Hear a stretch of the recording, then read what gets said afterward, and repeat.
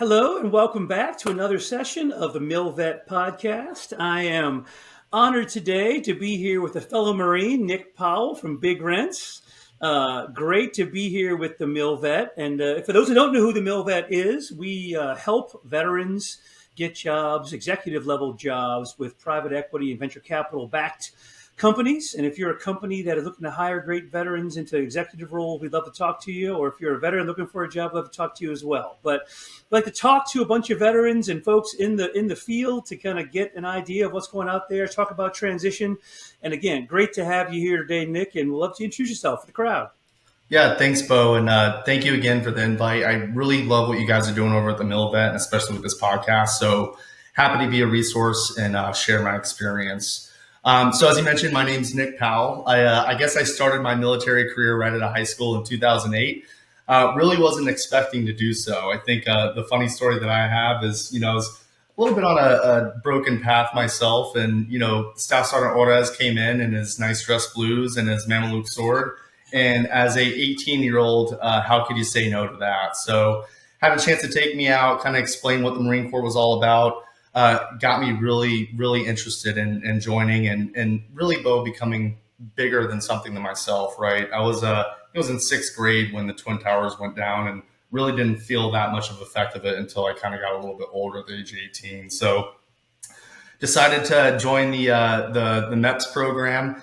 Didn't tell my mom anything about it until the night before I was about to ship out, which she wasn't very impressed with. But it's kind of the mindset that I didn't really want anyone talking me out of it. I was kind of made up my mind and I wanted to go into it with as much positivity as possible. Thought I was going in as a radio operator to be sent out with infantry groups, but was general contract, scored very well on my ASVAB, and ended up going to Courthouse Bay to become an electrical engineer for right around 2 years or so until I actually got the fleet. So my experience in the Marine Corps was probably similar to what other engineers had. The Army had just handed down a bunch of electrical equipment in the form of HVAC, portable ACs, generators, different things like that. And my primary role was to really understand the new equipment that the Marine Corps had received that was old for the Army and help the Marines across the country get well-rounded in not only repairing those machines, but making sure they're well-maintained and operationally ready for, send outs to Iraq and things like that. Got it. Typical Marine Corps, right? Doing more with less. We get the worst stuff and do the most with it. And that's kind of one of the lessons I'm sure you learned in the Marine Corps. But I'm just curious to go back to that a little bit. I mean, did you have any family influences to join the Corps? Why'd you pick the Marine Corps? I mean, I'm happy you did as a fellow Marine. I'm just curious. I mean, honestly, so my grandfather on my mom's side was in the Navy, and he was a 20. He's spent well over 20 years in there. But he wasn't really, I don't want to say combat focused. He was more on the engineering side. So I'm not sure if you're familiar with the East Coast. I think you're in the Virginia area, but he helped build the Chesapeake Bay Bridge when I think the Army Corps of Engineers and the Navy got enlisted to help out with that. So that was really the only, I guess, direct touch that I had on any veterans in my family. And like I said, it was really probably the 18-year-old mentality and seeing the badass Marine come to our school and just present exactly what it was that really got me interested. So really to answer your question, I really didn't have anyone nudging me or any type of historical family members that were like, hey, you should join the Marine Corps because that's the way to go, right? It became more of like a decision I made for myself. Like I said, wasn't really going down the greatest path out of high school. I couldn't imagine that there was any better place for myself than to really learn some of those foundational skills that the Marine Corps taught me, camaraderie, leadership, different things like that, and then just have a good run at it afterwards. Yeah, the Marine Corps uniform is undefeated, man. That thing is the best, hands down. 250 years this year. Man. I know it's always been the most badass one, man. You can't dismiss it. So exactly. That's great. So obviously you got an MOS you didn't expect, but it sounds like it may have turned out to be a blessing in disguise for you. Curious, were you excited about what you got as your MOS and the experience you got, and how did you take that and maybe leverage it moving forward some? Sure. So, I mean, to be honest, Bo, initially I really wasn't that excited, right? Because, joining the Marines, my initial thought process was, I was going to be a ground pounder. They're the ones getting deployed the most, first to fight, all that good stuff. So going into the military and especially the Marine Corps, that was my thought process going in, right? Now, when I got to Courthouse Bay and I started experiencing some of the different facets of the Marine Corps, right? And how all the different units operated together for one goal or mission, it became to settle a lot more with me, right? And I've always been more of an engineering mindset. So I think it was probably one of the better placements that I could have gotten going in open contract. So looking back on it, I can't appreciate enough what the Marine Corps did for me, even though it didn't work out the way I planned. It still gave me a lot of ammunition to go forward and really bring some of my military experience to the forefront in the civil sector.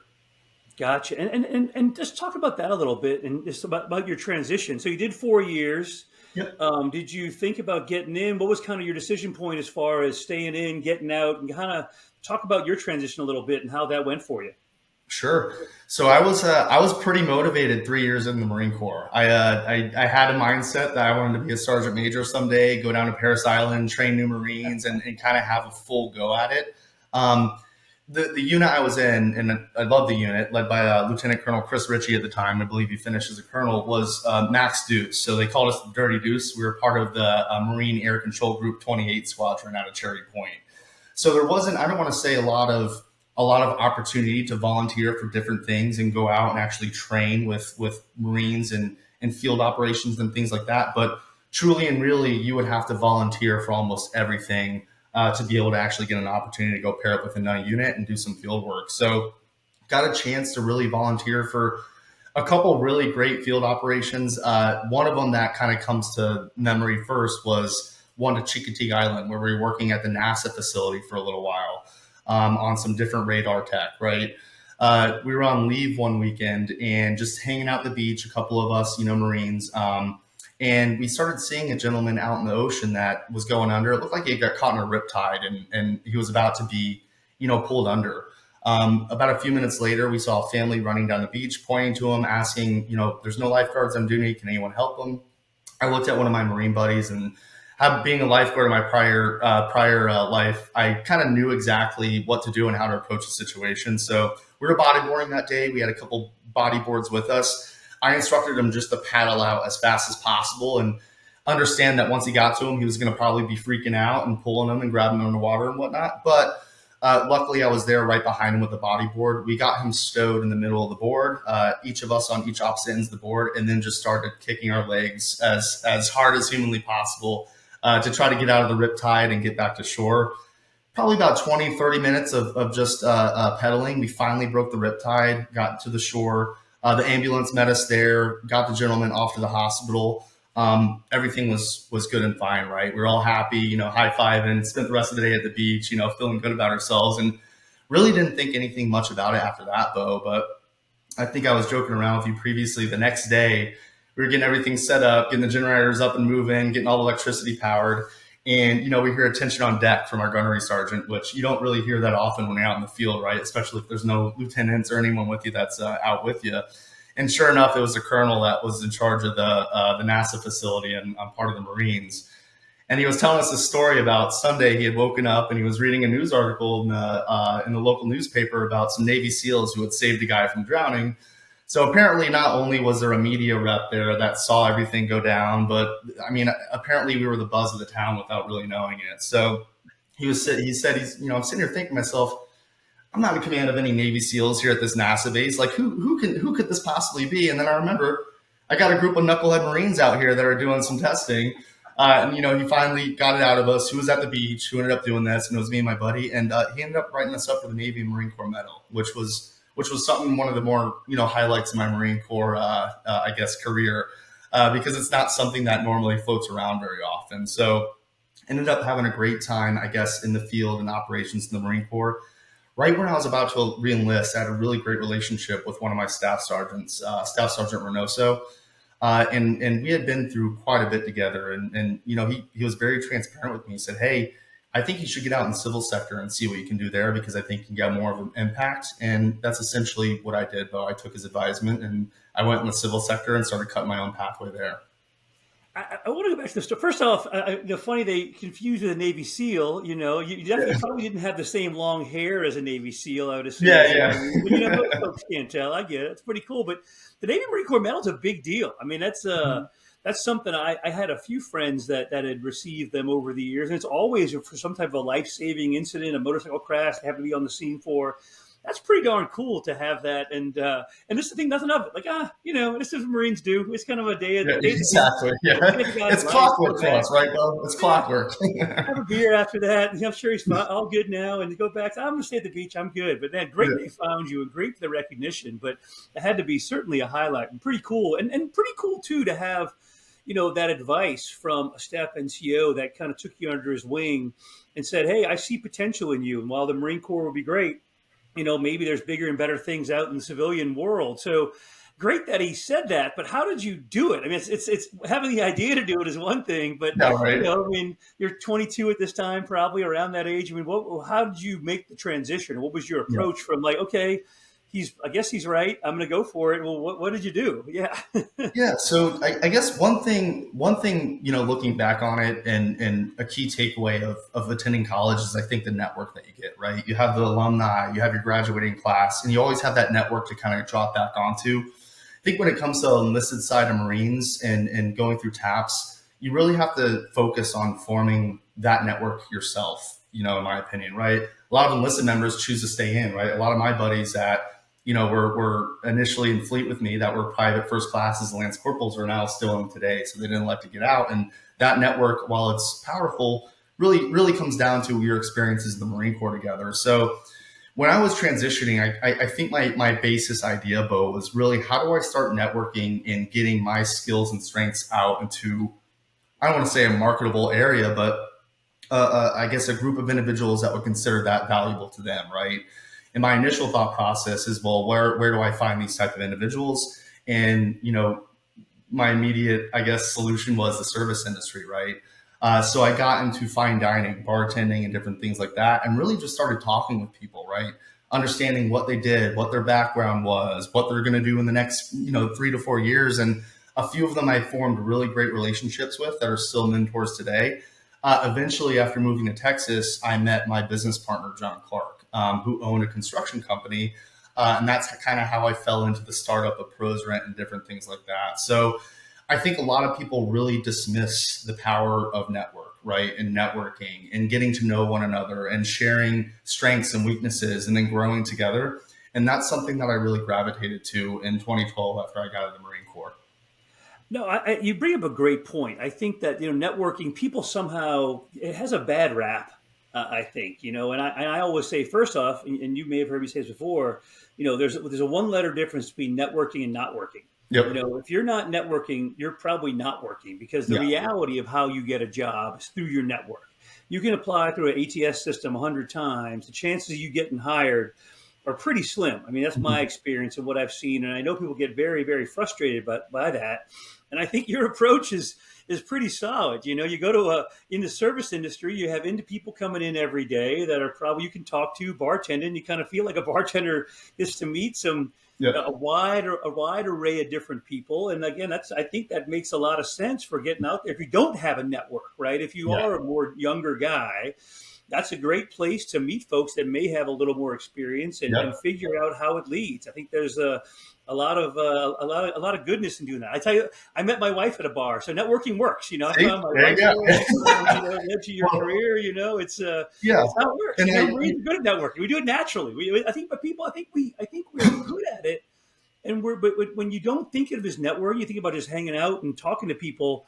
It's okay, but somehow I know so many Marines are like, network. It's, I don't want to. It sounds slimy or whatever. I'm like, no, it's just talking to people because you have to get your brand out there. You have to get your story out there because you never know where that job's going to come from, right? The person you talk to connects you to the next person. But yeah, please go ahead. Yeah. Yeah, and I guess just to add on to that, the Marine Corps does a really good job at creating a system where I don't want to say it's hard to fail, but there's been a lot of realized failures in the past, right? So they give a good system of, hey, this is how not to fail. And oh, by the way, if you do fail, good on us because we're going to take that failure and then we're going to recreate ways to not fail in the future, right? That was one really great takeaway that I had from the Marine Corps that I had a really hard time bringing over the civil sector, right? falling on the sword in civilian life, I think, is a lot more difficult than it is in the military, right? Because the learned lessons, the key findings, and things like that are a little bit harder to come by. But for me in the service industry specifically, and looking back on it now, I mean, soft skills are the hard skills, Bo, when it comes to operating in the civilian sector. And the better you are with soft skills, i.e., networking, building relationships, the more successful you're going to be in the long run, right? So that was one of the main focuses, but it's a lot easier said than done. And it took a lot of falling on the sword when I first got out the first 2 or 3 years to really identify my lane and then kind of stick to that lane and really own my strengths and weaknesses and then build around that. Yeah, I've heard it said before, and you probably have too, that like everything is sales, right? Yep. You're selling yourself, and Yep. that's what networking is. It's selling yourself to say, hey, whoever you're talking to, I have these skills. Are you willing to take a chance on me, right? Yeah. And Yep. again, I know people also think, oh, sales, it sounds dirty or something. Like, no, it's networking sales. It's just telling a story. It's having Yeah. a pitch. It's understanding your brand and what you're all about and being able to convey that in a way that people get it and want to work with you. And again, I Yeah. think that's something that it takes time and it takes practice and it takes rehearsal. And again, to your point, you can fail at it every day for a while, for a long time. Maybe in the service industry, you have a chance to practice your pitch a lot, I would Exactly. assume, right? But and Yeah. what was the sweet spot? Who did you connect with, and kind of how did you find and get the pivot out of the service industry to where you started your career? So I found that, in order for me not to be bored in a position, I have to be challenged constantly, right? And the Marine Corps did a really good job at that because every day was new and there was new things going on, right? Whereas in a corporate environment, it might be harder to find some of those things. So what I really resonated, Bo, was people that were early in their business career that were operating maybe 10 to $20 million companies that were struggling with a lot of growing pains and a lot of things that startups essentially would be challenged with, right?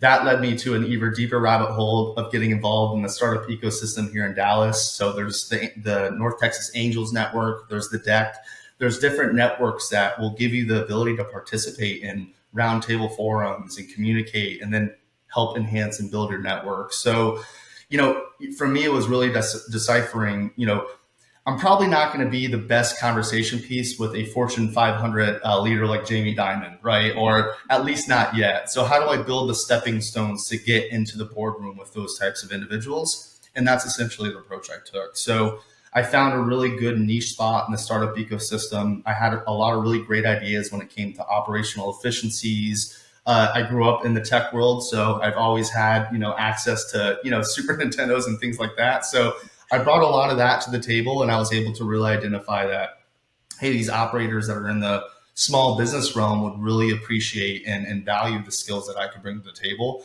And then I just kind of multiplied it from there, right? And kind of added on to it from there. So I guess it's a good segue into how I met my business partner Yeah. at ProsRent, which was organically through the same way. We had met through a mutual connection. He had been a regular at the bar I was at. And I ended up actually pitching a startup idea to him in the automotive industry. Well, unfortunately, timing wasn't the greatest, so he didn't have the capital to invest. But he had a problem that he was trying to solve internally with the construction company he was part of, right? Which was, I have project managers that are spending way too much time calling vendors, trying to locate rental equipment on my national projects. We came up with this really great business model, financial plan. Went and pitched it in 2016, got the most financial opportunity and best pitch. And then from there, we bootstrapped it, man. We were off to the races. We were working on Google spreadsheets, invoicing out customers, all handwritten. Grew the company exponentially from 2017 to 2021 before I became CEO. So we did right about 1.2 million our first year. Grew to about 3 million right in 2021. And then we just blasted off in 2021 and had a $7.3 million year right after. Got on the radar of some of our biggest competitors out of Canada and California. And of course, the California cats I had to go with because the CEO is an Army brat. So we got along very well. And also just the culture and how they operated was a little bit different than the folks out of Canada too. Now, did you work up? I mean, did you have a business plan for the car idea, or was it just more in your head? And then I'm just curious. Obviously that didn't pan out. But did you put Yeah. a business plan together actually with your partner, or is it something that kind of just evolved over time. It sounds like he had the idea based on he saw you had talent. He's like, Mhm. okay, I'm not gonna, that's not where I want to go. I have something here. And is that something y'all put together? Was it based? Did your I also say, did your experience in the Marine Corps being an engineer help at all? I mean, it seems like it might, but I don't Yeah. know. Yeah. Yeah. So I was able to walk the walk and talk the talk a lot more in the construction industry than I was in the automotive industry, right? I did work with heavy equipment quite a bit, moving generators around, so bigger wheel loaders, skid steers, and different things like that. And then, of course, as you can imagine, a lot in the military, as far as the engineering aspect goes, translates over to the civilian sector as well. So it did give me a lot of advantages because I knew exactly how to approach it, right? That's kind of what got me my foot in the door with John initially was, I'm going to be honest with you, I still have the original business plan from, we called it Arkham Auto Group. It's 176 pages that I spent 30 days on, right? Just really diving into what some of the inefficiencies were and how to really promote a better process when it comes to used cars and things like this. Did the financial projections, all that. So that's essentially what I presented him. And he said, can you do the same for me? I'll give you equity in ProsRent. And essentially did the same exact thing. Broke into kind of the decentralized network of mom and pop shop suppliers, understood that there was a lot of value in helping centralize their process and getting a good, repeatable, consistent process out there for them. And then it was off to the races after that. That's awesome. No, and it's great to see how you were able to pivot, again, from one idea to another one, not get discouraged. Okay, learn from that one. Again, I think I say all the time, we learn more from our failures than we do our successes, right? And not that Yeah. that was a failure, but it was an experience you got in writing a business plan that enabled you then to take the next step, which ended up being the successful business plan, timing, networking, right person, right time, right opportunity, and then take it and then grow it from there. I mean, that's a pretty exponential growth for a couple guys with an idea Yeah. to become part of a national chain from there. What would your advice be for for anyone kind of in the that's wants to, like in that startup mode that has an idea? I mean, you were fortunate maybe to have someone that had some capital, but Yep. it wasn't like there was no guarantee that it would succeed. I mean, what are like kind of the lessons learned you have from those early startup scrappy days? Oh man, got it. The list goes on, right? um, I think the biggest challenge when it comes to the startup ecosystem and identifying a great company to build is making sure that you select the right partners initially. If I'm not mistaken, and you could probably correct me if I'm wrong, but one of the major, I guess, things that help startups fail is that initial partnerships either collapse midstream, right? Or, the original founders don't like each other, different things like that. So really identifying the group of people you want to work with that are going to do the most impact for the organization is going to be the most important, right? And I think that comes with identifying roles, who's accountable, all the different things that go into building a company that's successful. So I guess the main thing would be ensure that the group you're building a startup with is the right group to do it. It's not going to be easy. Everyone's going to have to roll their sleeves up, and it's going to have to be extreme focus on making sure you get that. Like I hate using the reference, but you get the airplane off the runway, right, with as little fuel as possible. I also think there's a lot more, with the advent of Shark Tank and Silicon Valley. I think the startup culture is a little bit misconstrued, right? I think everyone thinks that if I join a startup or I start a startup tomorrow, I'm going to be driving a Lamborghini and we're going to be billions in revenue.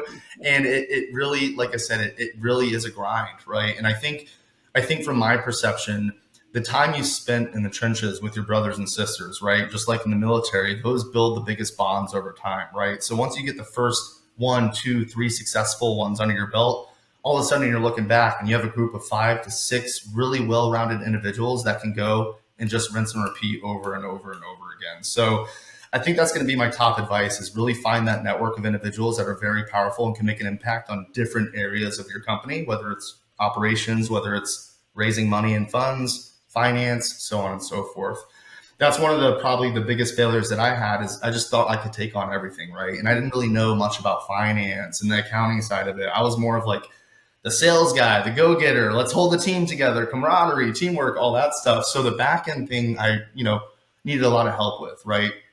Which leads me to my next one, which is understand how to swallow pride and ego. Because in a startup, if pride and ego exist, there's a good chance that startup's probably not going to succeed, right? A prime example of my experience was coming to the realization that I was a lot weaker in some of these different areas like finance, and then actively searching for people to join the company that were a lot stronger than me, that can teach me, inform me, and then obviously help me grow as a better leader and executive too. Yeah, there's so much insight there. I think, the idea, and you'd hear the book Team of Teams, President Lincoln, and how he built people that necessarily he didn't necessarily agree with, but he knew they were the right people for the right job at the right Yep. time, right, to Yep. make that kind of happen.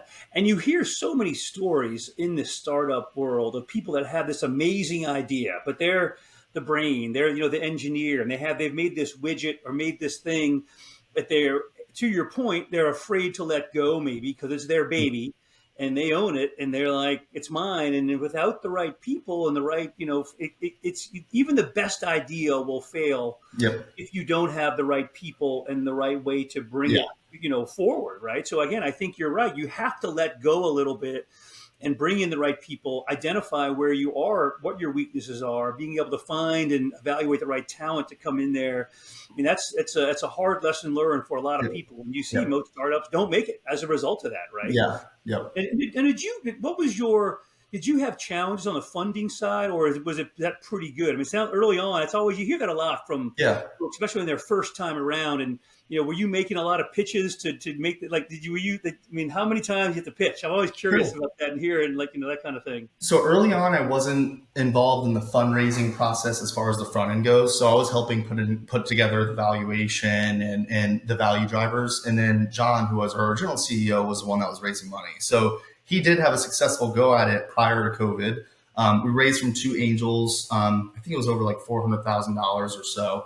But our intention, Bo, was to try to bootstrap the product as much as possible to prove out the model, right? Hey, this is actually a solution that clients in this industry want. These are the reasons why. And oh, by the way, in 5 years, we can see it grow to X amount of revenue, right? And really, really establish those value drivers. So when it came to fundraising, I think I don't want to say got lucky, but we put a really fine-tuned process in place, right? I was tracking KPIs, outreach. I was identifying the correct venture firms to actually go and talk with because they had invested in like-in-kind companies like ours. I was identifying founders that had just gotten investment that we could strike up conversations with, start networking, different things like that. So a really well-rounded approach to fundraising is probably the best way to promote success. Now, did that mean that we weren't getting 1,000 no's? No, still got 1,000 no's, right? But I think it was the original founder of KFC that got, I think, about 750 no's before he got his first yes, right? And that's the name of the game when it comes to being in the startup ecosystem. And I think in any sales position, right, you're going to get objections and you're going to get people that don't really understand and they're going to say no. And the idea is to really go back to the drawing board and regroup and understand, okay, this is the missteps that we had and this is what we're going to do going forward to make sure it doesn't happen again.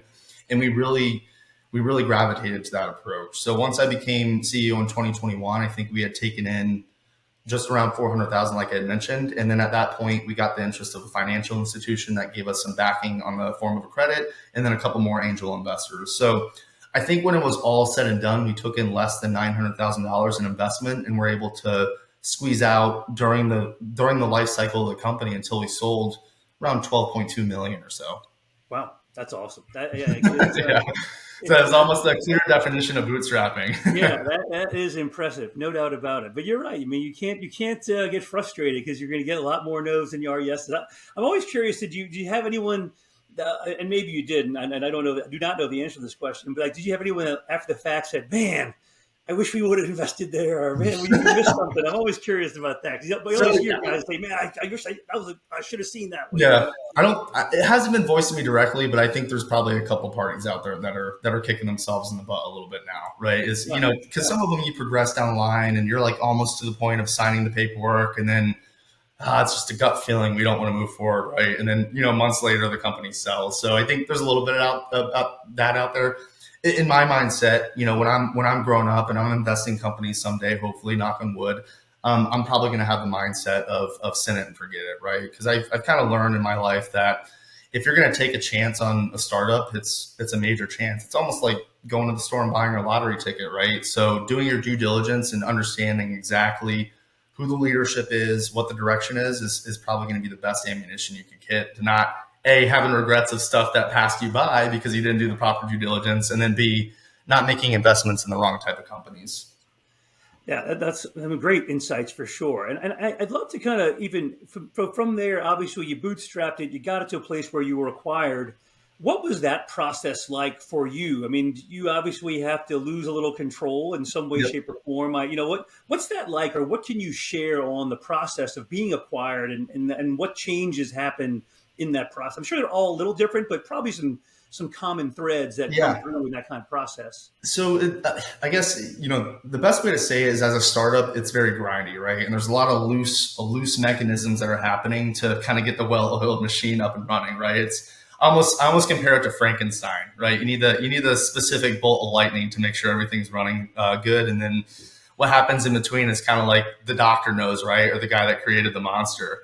So one of the things that we realized very quickly when we did start getting into serious conversations with law groups and different things like that about the acquisition and the merge was, you guys are gonna have to start tightening up the reins on the ship a lot more, right? So a lot of these loose approaches that you have to invoicing and things like that, we had to start straightening and tightening up, because as a startup, you could be a little bit more lenient with your customers, right? When you become a fully operating, 50, 60, $100 million company, you really need to have set processes in place, because stuff will start getting out of control very quickly. So we had to really start battening down the hatches, quite literally, and making sure that when we did transition, if we did transition in the future, it wasn't going to be too much of a pain point or a transition pain point for our customer base, right? Because that was really reliant on the outcome of the merger and how well we performed as far as the payout goes and all that good stuff. So really understanding the company that's buying you, what their internal process is, what your internal process is, and then coming to a good mashup of, okay, this is how we're going to go. This is the direction we're going. And to your point, Bo, that did come with some shedding, right? It came with shedding of certain team members. It came with shedding of certain customers and clients that just weren't customers anymore for a very big operating company. So for me, a lot of lessons learned, right? I was a new CEO. It was my first time in that type of conversation before. And I probably had, I would say, one of the most killer law firms that you could ever ask for on our side, right? They were spending time with me, making me understand some of the different language that was in the 500 document thing that we were going through, or the purchase agreement that we were going through. So I think, if I could have any recommendations when it comes to the merger acquisition, is it might cost you a little bit more. Just make sure you have the right type of lawyers in your ring that have done it before. This is their 100th time doing it. And they're going to make sure that you go in with as much protection as possible, and you're going to have the best outcome as possible. Was there any and great advice? Again, I think you spend the money on the places like that because it'll pay off in the long run. Not to be trying to do that on a dime, on a small budget. Yeah. Was there any challenge culturally of getting your company like blended into another company? I mean, I'm curious always about that piece of it, because again, you hear stories about a bad acquisition, and it's because the cultures didn't mesh. Yeah. Obviously, you're in the same industry, pretty similar, but Yeah. every company's a little different. I mean, I'm just Yeah. curious if there's any kind of or any advice you have on that piece of things. So I'll be honest with you, Bo. I think I was probably more in the luckier batch of companies that I got acquired. I had a pretty young group of employees with me that were all within the same age group. So we had all grown up on technology, right? We are all very well versed. And when it came to learning new systems, new software, and things like that, that really wasn't an impediment for the merger and acquisition, which, from my understanding, becomes one of the more, I guess, barriers when it comes to acquisitions, right? So the two previous ones that BigRentz have done, from my understanding, didn't go as well for that exact reason, right? The culture wasn't a good mesh up, and it wasn't a good fitment, and the systems didn't really balance and operate. Where ProsRent came in, we were really fine-tuned with the technology side of things and exactly how to run it. And all of us had been in almost every different position that you can imagine within the construction rental industry. So we all knew the accounting side, we all knew the sales side, we all knew the operations side. So when it came to the training and the spin up, I like to take it as a badge of honor, but the CEO of BigRentz, who's been through many M&As in his life, said this is probably one of the better ones that he's ever been a part of. So it was a good experience. Like I said, the executive team at BigRentz is very powerful, and a lot of mentorship has taken place, and it really helped the younger crew gravitate and find their mentors. And it's, like I said, it's been a wonderful experience. We were able to learn every single day. We're able to drive for a solution that we think is going to be bigger and better than what our competitors are doing. And it makes coming to work every day fun, right? So I can't beat that. If coming yeah, to work every day is fun, that is a huge win, and not a lot of people can say that every day. I say it. I love what I do, working yeah, out, but it is more the exception vice the rule, I think. yeah, yep. No, talk a little bit about what's your role now? What are you doing now? Kind of, and where's the future? Kind of, where Sure. do you what are you up to these days? Yeah. Yeah, so right now I'm the VP of Business Development for BigRentz, and my main focus is helping drive the enterprise and national partnership group. So when we first came over, we had clients at ProsRent that were spending a lot of money with us on an annual basis, and they had been our clients since day one when we were operating on Google spreadsheets and things like that. So Yeah. really, we wanted to transfer that information over to the BigRentz team and help them understand how to get more implementation on larger term projects, super projects of data centers that are taking 3-4 years to build and things like that. So that's primarily my position now.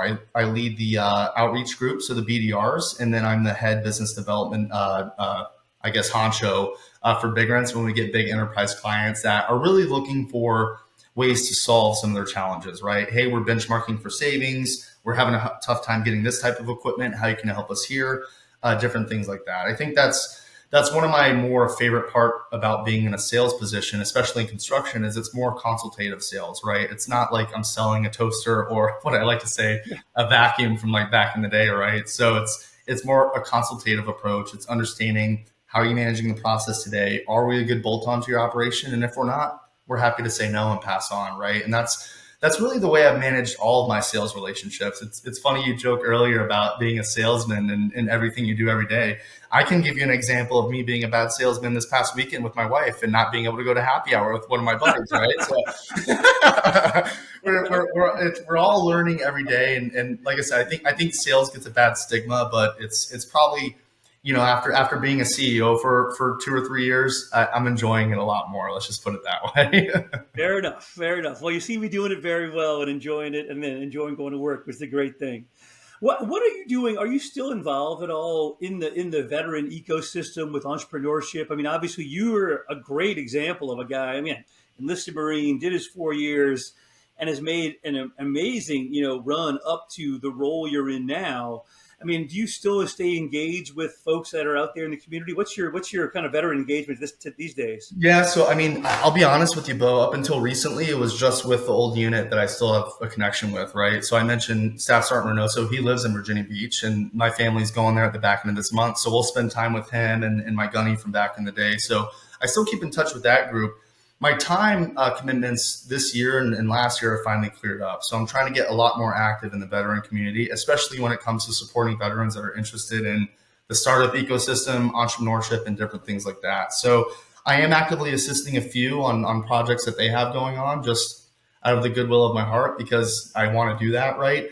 And then also, obviously, with the MilVet and things like that, I'm more than happy to get as involved with recruiting and things too. So I guess to answer your question simply, I'm an open book. The best way to get in contact with me is through LinkedIn.